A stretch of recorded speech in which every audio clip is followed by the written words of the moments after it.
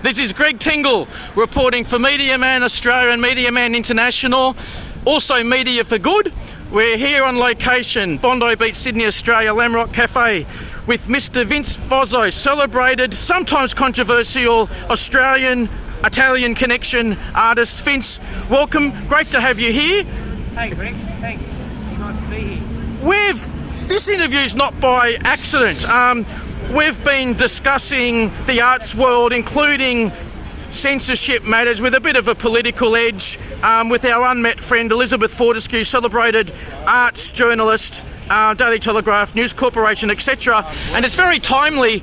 A lot of artists have been discussing censorship and potential censorship in the arts world, but Vince, you specialised in sculptures amongst other things. Yeah. What's your current thoughts on cases for and or against censorship of the art, for a start? Look, I think adults have rights. There shouldn't be censorship for adults. That's basically what I agree. I see the distinction of children and adults, but there's obviously a difference there. But when it's about for adults should be free to choose. So I like the movie Braveheart, where you get William Wallace. What is his motto? Is freedom. I think the vast majority, if not every artist around the world, would agree with that. It's interesting. Probably the word freedom is actually banned from a couple of different countries that will go nameless at the moment. But our switched-on audience would probably be able to guess some of those countries. So, Vince, sculptures. You've done some amazing. We've seen some sand sort of sculptures and. I started on. You wouldn't believe I started when I started art school. I actually used to be a beachy. I used to come to Bondi, get in my little car in Bondi Beach in the early days. Here we are. Boom gates. Bondi Beach, we're here for real. This is the studio for now, yeah. You couldn't live in your car these days because of boom gates there. And council regulations. Council's out to get you. Oh, sorry, Waverley Council, but we're just saying. Anyhow, I started off really going to the beach, surfing, and one day I remember just sitting on the sand saying, hey, what am I doing coming here every day? It's getting a bit boring. So I dug up some wet sand, and I thought, gee, I'll make something. And I got such a buzz from making a mermaid or whatever it was, and then kids came around and just got a buzz out of that, So that became my almost a daily ritual. I used to come every day to Bondi and make a sculpture in sand, and not even take a photo until the days of early Polaroids. I started taking a few pictures and accumulated some of the photos in my book, The Life and Work of Vince Vozzo, which fantastic. was published about three or 4 years ago. So, were there some influences, or there's also the expression self-taught, or was there a combination of how did this all come about, and then eventually you were able to formalise it over time? Yeah, look, I started obviously when you go to art school. What they say about art school is they try to undrum everything that you think you know. So from the day go, I was already an artist in art school, and all the other lecturers used to think, what are you doing in this place? Because you're an artist, you're not a student. So you really have this focus. You need, I think as an artist, you have to have this incredible focus on and I think because of the sand, understanding form, I learned that. And then later on, when I went to art school, I learned to do it in stone, permanently. So I remember the first stone carving I did when I was in a TAFE, art school, and the teacher placed a block of stone on everyone's bench, and he wasn't much of a teacher, and he gave his students hammer and chisel, but not even the right chisels. And he said, now, you're wasting me drinking time. I want to go to the pub, so just make something out of this. That was his instruction. I remember all the students, and myself included, banging at a stone, and what the hell are you doing with it, Yeah. And I got so frustrated. I remember I was the only one. They all went off for lunch. I went to the library and I said, no, I can't believe it. Why can't I make something? So I saw a book on Easter Island. And I remember I went back with those visions, and I remember carving out a line on the stone and lifting it up, creating little eye shapes. and it was like it's a bit corny. My wife says it's a bit corny, but it's the only way I can explain it. It's like a woman giving birth. It's agony of creating. It's creating. It's so painful, but then it's this incredible joy. Yeah. So the only difference is, apart from being a physical, obviously the baby's physical, it's a mental birth. So that was my first beginning of a sculptor. Great. Yeah, incredible story. Wow. So, when and how about did you get into like further commercialising it when then galleries and different curators and so on started knocking on your door saying we've seen your stuff? Yeah. The gallery is in Australia, you know, in all the world really. The gallery is the devil we know. Okay. So you know. So is it like a bit like the comfort zone, or that's the traditional model? Is you think the artist and the gallery, but some of your art is a bit different to the norm, and hence over here we know about Sculptures by the Sea. So I've been in 13 times. Yeah. So I'm in what they call the Decade Club. Oh, nice. Synonymous with another word. Oh yeah, okay, got it. Yeah. So you know, look, before Sculpture by the Sea came around, I was one of the first that instigated started the show. You know, sculptors, I would say, were like poets in Australia. Poets are right down the bottom, right? Okay. And sculptors were down there with them. So Sculpture by the Sea, fantastic that it did come around, gave sculptors a notch. We've got a profile, right? Yes. So unfortunately, I think poets should be the most recognised in Australia, but we're a country of sport, basically, you know. Things are changing. We still have the sort of models of the cultural cringe. Yep. There's an artificial cultural fashion, like there's a, you know, like you wear it like a coat, and then you take it off. But real culture is internal, right? So there is still superficial ideas in Australia of culture, you know.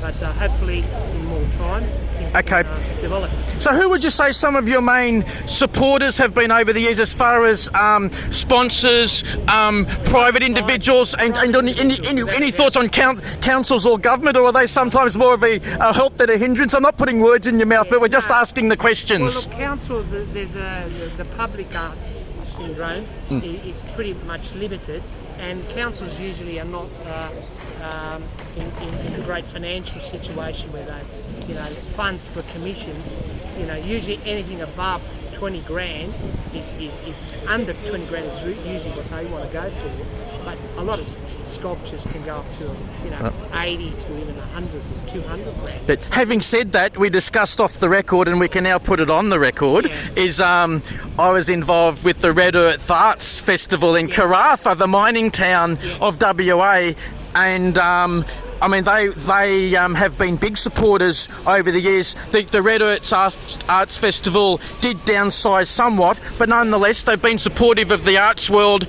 And then you've got a lot of great traffic that goes through, and again, they're celebrating the arts. So you've got the Arts Festival, so if you can plug into something like that. But now, as we know, arts has been discussed in an interesting area as far as taking the word art out of Department of Communications, Media and the like in Australia. But artists love arts and people still support arts, but arts is not an easy business. It's not for the faint-hearted, as they say, is it not? It's look, art. I have another documentary made about my work, and I think in that I said art is the hardest job you can do.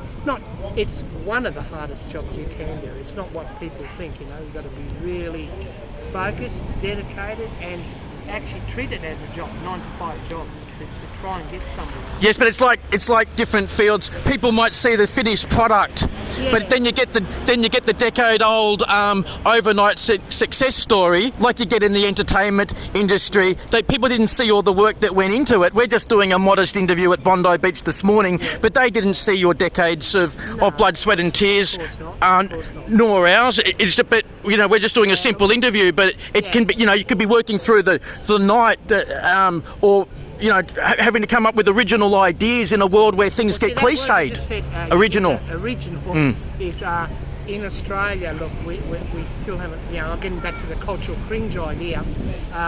Original is not something that Australia's known for. So we call it a little bit like the tall poppy syndrome. I think of someone like Kylie Minogue. You know, like she was here in Australia in the music industry, I guess, and everyone ignored her. She goes overseas, becomes successful, and then Australia says, "Come back, you're Australian." I just had a vision. It'd be interesting to see one of your sculptures done of Kylie Minogue, and maybe one or two of her late friends. You got the old In Excess connection as well. Only problem, Greg, is usually my unique style is a voluptuous, overweight, huge thing. So Okay. I don't think it's the bag.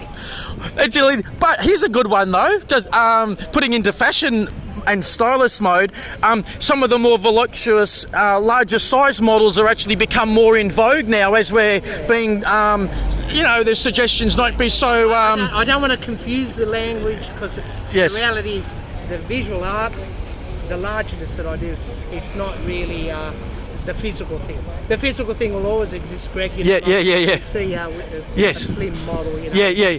But people come in all shapes and sizes, and that can be reflected in art as well.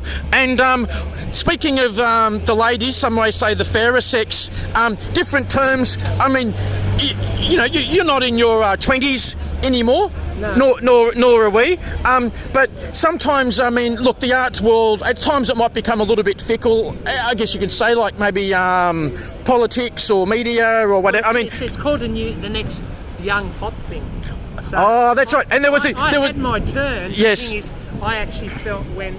I don't know, can we mention names, or is it? Yeah, but there was a term I heard, and I actually might have been reading about it. Something like rhymes with huts. The young hut types. But that's just an art lingo that someone came up with. I didn't design it or invent it. You didn't. But you get these different terms that come up in different careers and professions. What was that? What was the term? Come on, tell us. Okay.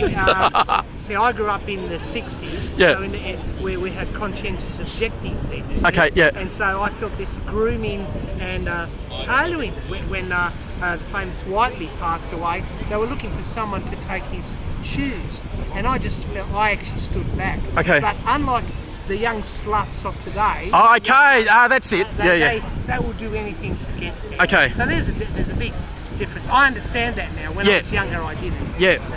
Yeah, no, it's funny, the different, it's just like in media, you get, Hack's been used, or you can get an industry journal called The Brag, but someone might say The Rag, or somebody, you get these different lingos on different industry, and so it goes on, but it's interesting, the arts world. So anyway, back to the current. So what's some of your main current focus? What can we expect from you next? Look, I've actually been invited by one of the better known sculptor by the sea, Japanese sculptors, Vozzo, to go to Japan, make an application to Sculpture by the Sea for next year. Oh, is that David Hanley still running? Yeah, David. Yeah, great. David's there. Yeah. And make a sculpture in a month. It's going to be a bit quick to do in a huge work, and bring it back to Australia. Oh, great. Oh, geez, who's going to pick up the shipping cost on that, I wonder? I think what the Japanese do, they have a few sculptures and they put it in one shipping container. So obviously it makes it more reasonable. Economics. One individual one, no, it'd just be too expensive. Oh, I love the Japanese connection, our friends in the Orient, as they say. Right. But Japan is just an incredible culture. And they're big on pop culture as well. There's something cute is part of the cultural influences in Japan. There's a whole cuteness industry. So if you think you've got pop culture and cosplay in Australia, if you ever go to Japan, you're in for an eye opener. They're like into it in a big way. Yeah, right. Well, we came back from Japan about a month ago, and first time in Japan, sort of second time, but first time I call it. It's just the culture's so refined. Everything's on time. Compared, you come back to Australia, you're in a country town now. You step off the centre. We're all the people. Everything's on time, and then you think of Australia. In transport, on the weekend, sorry, no trains, you've got to get buses, You couldn't do that in a country like Japan or China, you couldn't do that. No. You've got to have right on, Gotcha. So we're back, we're back on Australian soil now. Yeah. Do you have any friendly words of wisdom or advice? I mean, for our politicians in Australia. I mean, they're in the business of politics and they're supposed to serve the people and hopefully serve the artists. I mean, look, we don't want people causing anarchy in the music world or the art world at the same time, but artists are artists. Artists are not politicians.